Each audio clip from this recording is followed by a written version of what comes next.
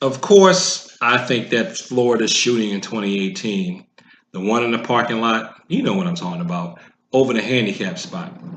Of course, I don't think that was right. Criminal defense attorney Anthony Rickman says the fact that McLaughlin backed up after the shove raises concerns. And the question is at that point in time, was there the possibility of imminent serious bodily injury or death of Draca that justified the use of deadly force? And watching that video, I don't think so. Where the kicks at? Where the pains? Where the holes? Where the throws? You know what I'm saying? This is why I can end up getting shot and the shooter might get away with it if I was in Florida, even though I train in martial arts. Look, I'm not going to necessarily argue race, even though I think that has something to do with it, because that's the only reason why I would see that you could interpret it the way that that sheriff in Florida obviously interpreted it. If someone pushes somebody down and then they can pull out a gun, they're not hurt. It's not a deadly force shove. It was a push to the ground. He pushed the guy on the ground. And then he just pulls up his pants like this because he was probably sagging them.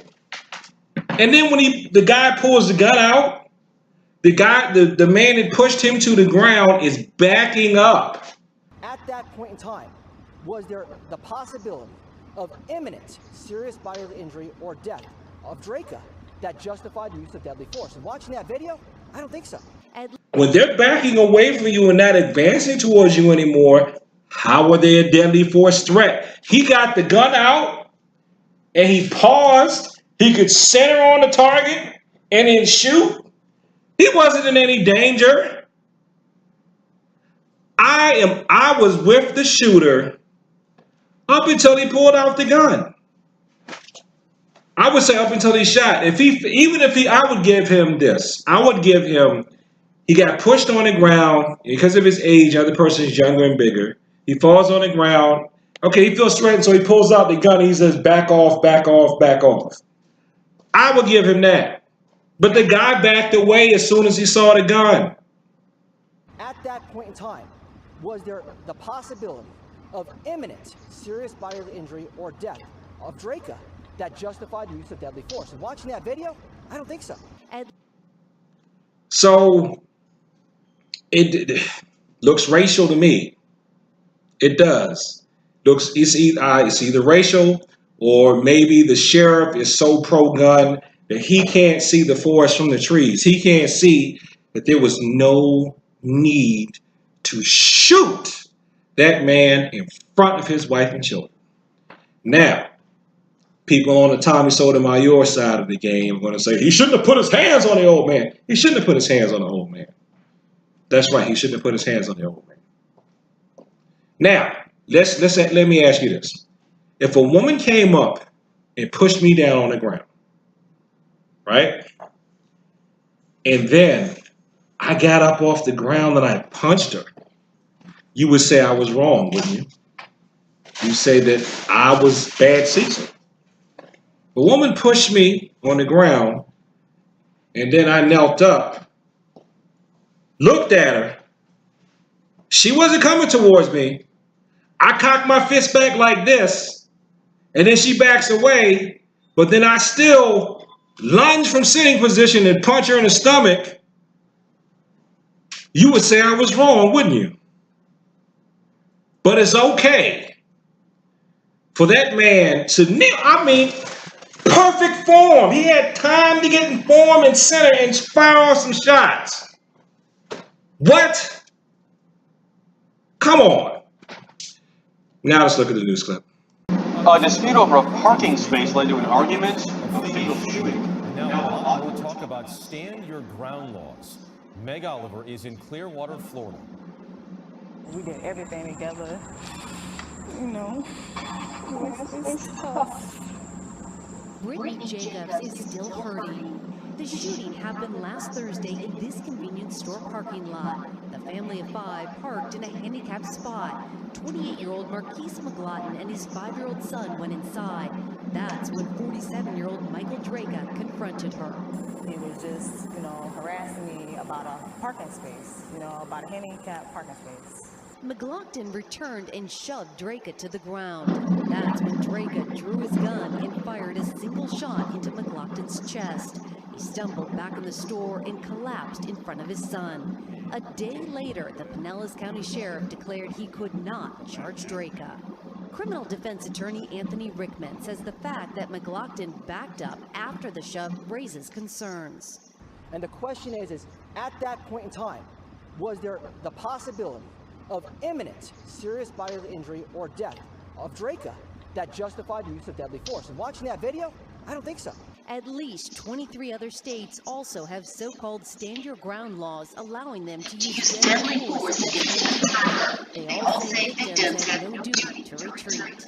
Jacobs is left trying to comprehend how her 3 children lost their father over a trip to buy snacks. In case you don't know, I can be a bit of an iconoclast. You know what that is, look it up. Okay, I'm not always going around with the herd, no matter what color the sheep are in the herd. But I mean, this looks like it's racial to me. If it's not racial, it's a bad law. Because I was looking at the sheriff talking, and now I'm thinking, what did the sheriff say? The sheriff said he could not charge him. Not that he didn't want to charge him. He said he could not charge him. And to me, the sheriff looks upset. So maybe the sheriff is like, it's a technical. I want to charge him, but I can't. It could be one of those type of things where the sheriff feels like his hands are tied. See, this whole duty to retreat thing, I used to think duty to retreat was for suckers. Straight up. Duty to retreat. They just want people to walk all over us. But you know what? As I got older and wiser, I realized sometimes maybe that could just help diffuse the situation. And really, why do you have to be so fragile that you get pushed, somebody pushes you down because you're harassing their wife over a handicapped parking spot? Over a parking spot. There are much more important things in this world than a parking spot. This is even if he gets off legally, he's definitely wrong morally for shooting the other guy, because the shooter started it. He went to them, bothering them about them being in a handicapped parking spot. Who made him king of handicapped parking spots? His own sense of privilege, his own evil. That's what I would call it. Because pride went before his fall, before that fall on the ground. That was his pride. His pride got him to fall down. And if you ever notice kids arguing on a playground, sometimes if one kid is doing something to another kid may come along and just shove the kid that's bullying another kid to make him stop. That's probably all it was going to be, because some things I've read said that we actually don't mature past 4 or 5 years old emotionally. I don't know how true that is. That's just some of the literature that I've read. We really don't mature past 4 or 5 years old emotionally. So if he went into that state, he really may not have intended on doing anything else, because I'm thinking if he really had, he probably would have knocked him down and got on top of him and started hitting him immediately, and then the guy on the ground would have had to reach up and shoot him from that position, and he'd have had marks on his face and stuff like that. And then if something like that would happen, then I could say I'm going to have to concede to the other side on this one. But you saw the video that I saw. I did not see deadly force. I'm sorry, I didn't. I saw a guy get shoved down on the ground. He didn't hurt him. It didn't even look like he cocked back and tried to push him as hard as he could or anything like that. Like, he just shoved him to get him to stop. Now, let me say this before I close. I think that some of the laws are written to punish people for being human. if a man sees his wife threatened and the man gets physical to protect his wife, I think that's a normal human reaction. Even if I may be able to muster up the ability to not just automatically go into fight mode if someone's doing something to make my wife uncomfortable or I feel like he's harassing her, I do not expect other people to be able to do that.